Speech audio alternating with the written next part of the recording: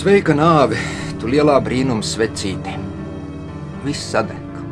Sadeg mana vecmāmiņa, sadeg viņas Ģeorģīnas. Es skrienu pa vāgu aiz lakstiem, no vāgas vilkdams burkānus. Es esmu maz puika, es zogu burkānus.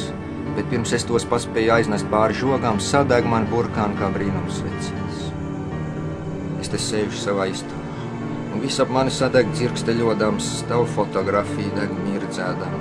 No viena gala deg lineāls, un centimetri nobirst ar peldiem. Telefona klausuli deg kā brīnums svecīti tik īsi ir mūsu saruna. Es saku paldies un sveiki, un vārdi sadeg mirdzēdam.